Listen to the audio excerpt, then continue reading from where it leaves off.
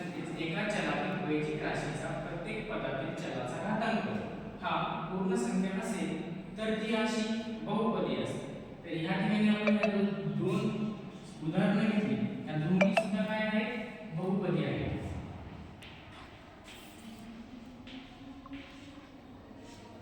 या दोन्ही राशींना आपण बहुपदी म्हणू शकतो. त्याच्यानंतर आपण अजून एक उदाहरण घेऊन हे सोडून बघूया.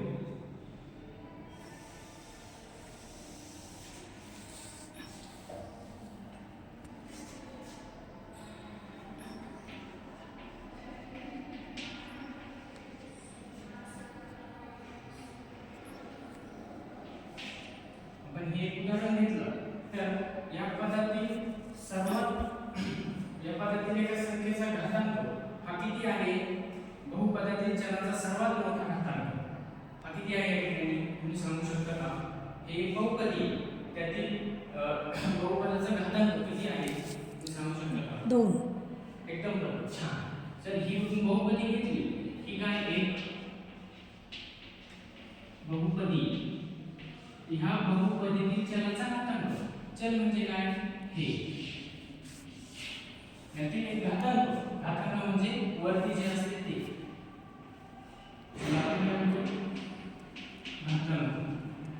तर ह्या बहुपदीतील घातांक किती आहे? 2 आहे.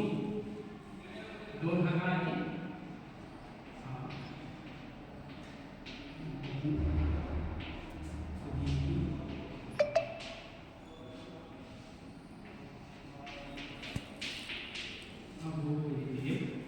घातांक आहे. तर आपण अजून एक उदाहरण घेऊ याच्यानंतर.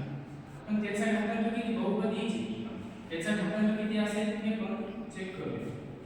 दुसरं उदाहरण घेऊ.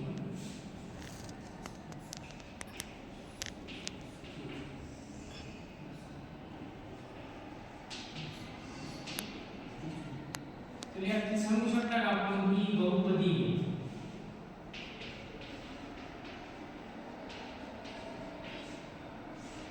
ही एक बहुपदी याचा घातांक किती असेल? चलाचा घातांक आपण याच्या आधी उदाहरणामध्ये बघितलं. चल म्हणजे काय? तर तर याचा घातांक किती आहे? छान, एकदम बरोबर. तर ह्या बहुपदीतील चलाचा घातांक किती आला? 3 आला.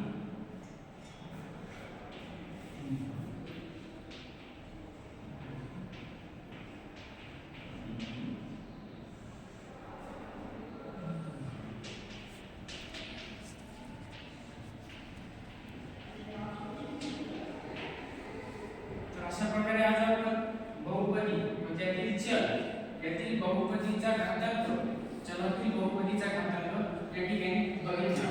तर यानंतर आपण अजून काही उदाहरण घेऊ की जे मिक्स असतील किंवा काहीतरी वेगळे असेल तर हे आपण बघूया.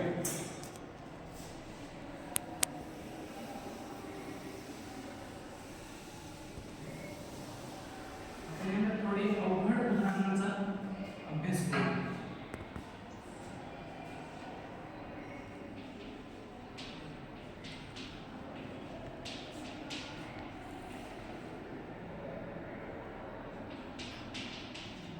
तर हे उदाहरण घेतले तर आपण पहिल्या उदाहरणामध्ये काय बघितलं तर त्या ठिकाणी त्याचा घातांक एकच जी राशी होती तर त्याचा एकाच ठिकाणी एक घातांक येत होता. या ठिकाणी 2 घातांक आले. तर कोणी सांगू शकेल का त्याचा घातांक किती आहे? वैयक्तिक राशीचा घातांक किती असेल? बहुपदातील वैयक्तिक राशीचा घातांक 5. नाही. मग 3 आणि 2. नाही. तर यामध्ये जर अशा प्रकारचे 2 उदाहरणं आली की ज्यामध्ये 2 घातांक येऊ राहिले. एका वैयक्तिक राशीतील उदाहरणामध्ये 2 राशीचा 2 घातांक येऊ राहिले. या ठिकाणी बघा, या ठिकाणी किती आले? 3 आले. या ठिकाणी आले 2. तर अशा उदाहरणामध्ये काय करायचं की त्या चलातील सगळ्यात मोठा घातांक घ्यायचा. ते उदाहरण सोडवण्यासाठी त्या वैयक्तिक राशीतील सगळ्यात मोठा घातांक घ्यायचा. त्याचे सगळ्यात मोठा घातांक किती? उदाहरण उत्तर आहे. बरोबर. यातील सगळ्यात मोठा घातांक हा 3. त्याच्यामुळे आपण